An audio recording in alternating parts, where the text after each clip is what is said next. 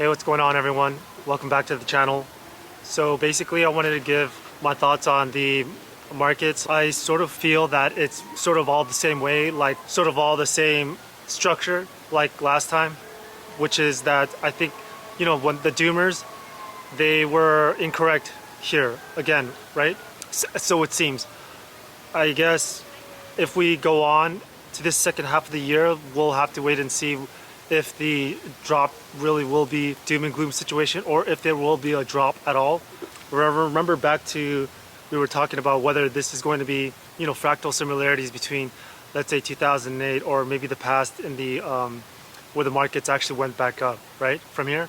And I think when we're looking at the equity markets, it is doing that. There's a lot of people that are still saying that it will go down and it's going to stay down and it's going to be a long, very long time where the stock market does not come back and it's going to be a depression scenario. I think when we look at this, we all sort of see that it's possible that the depression scenario can happen down the line, but it doesn't look like it's going to be happening quite sometime soon. I do think that when we're looking at, let's say, Bitcoin and crypto right now, it's a good idea to start layering in your buys right now. From here on, DCA into projects that you think is going to be a fit for you, your risk tolerance. But overall, I think a lot of people are buying, quite large chunks here. And let's say there is some sort of a risk where there's, we drop down. Just have extra cash to buy in and just average down, right? I would say that this time period might be a good area for you to pay attention and not to sort of sleep at the wheel, right? Because if we're looking at this, the debt ceiling as expected would pass. It will always continuously pass for at least soon foreseeable future. So we all recognize that was noise, but the war is still there, which is a very big uncertainty. But the thing is that war is sort of, I think maybe it'll be a flat, negative in the beginning, but then I think it'll affect positively for economic growth, right? Because it drives up a lot of demand. Mainly weapons and materials. And so I think that either way, the markets will still go towards upwards, right? Depending on what happens with the war. And when we're looking at the upcoming election, both parties will soon have to begin to start making their promises, start trying to win the other side. And as we've seen before, and probably this cycle as well, they will try to do this by promising more free things, or the talk of maybe stimulus will come back. The talk of universal basic income will come back. I think that the markets will foresee that as well, and they will maybe try to get ahead of that. The general trend is up, right? If there is a drawdown anywhere, just average in, right? Buy in. I mean, this is not financial advice, but basically this is the way I am looking at it. As for exiting, I think a lot of people are looking at 2024 and 2025 as an exit, right? This is an area where it's about another 18 months to 2 years where we might have a problem, right? Where there's going to be another, maybe a crunch, and they're going to have to, again, inject more liquidity. The inflation, however, if, a lot of the people that are thinking that the markets will continue to go up and that the Fed will keep injecting liquidity, then that maybe inflation will not fully subside. And I am more in that camp where I'm not entirely sure that they're going to get rid of inflation all the way, but never say never. We'll have to wait and see. If I'm looking at food prices, the average meal out in a lot of places is maybe around $15, right?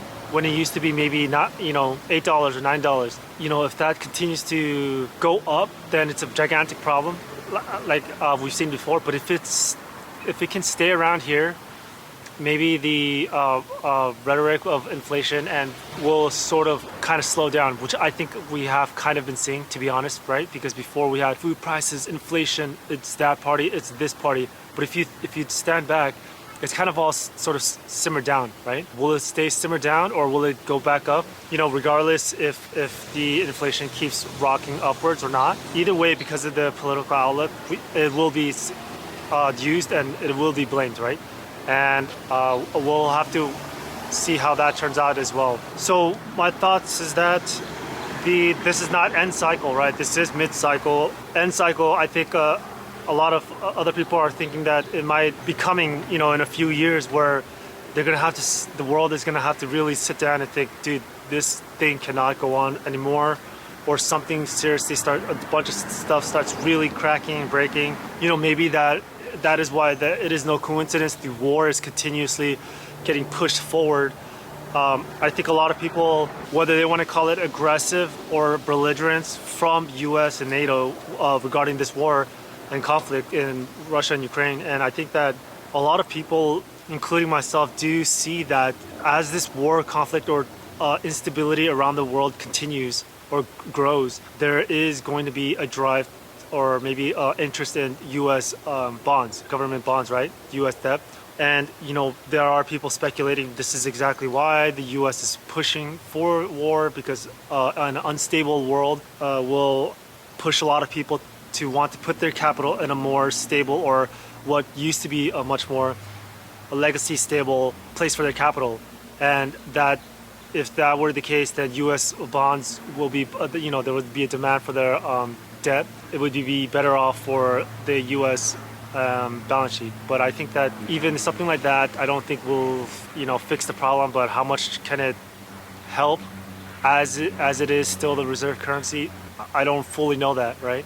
I don't think anyone does, but let's see how that pans out. But overall, yeah, my thoughts are, when it comes to a lot of the risk, I think a lot of people are going to be seeing it as well, myself included, as starting to risk on. There's a lot of people that probably will disagree and are very not going to be happy with that, which is interesting because, before, at a time when it was not a good idea to do that, then it was seen as negative. Now it's the reverse. You're seeing this as people are starting to buy, and they are starting to take on risk. Though a lot of people are saying that's not a good idea. It's going to be the market's going to crash, and it's going to be a depression and whatnot. These are just my thoughts.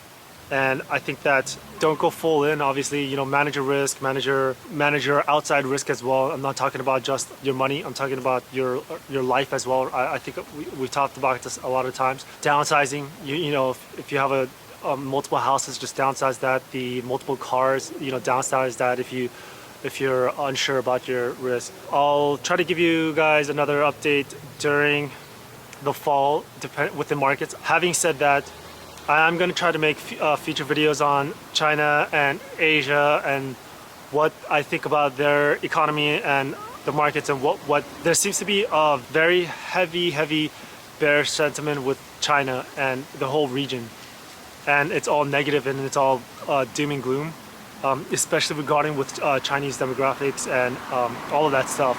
I'll go over that as well and explain it to you, my thoughts.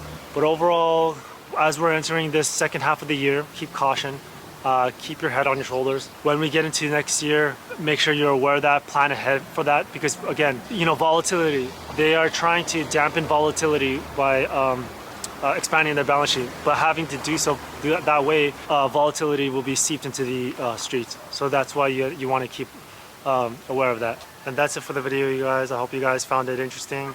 I hope you guys liked the update. I'm trying to make it as clear and easy as for the most people to understand in a simple way, because I think that a lot of people are not, maybe they might be having more trouble than a lot of people might think. So sooner or later, I'm going to be changing the video format where it's going to be taking it much slower and maybe a little bit more in detail, because I think that there's some people that get what I'm saying, and then there's a lot that probably won't. So I'll try to do that as well. But with all that said, good luck.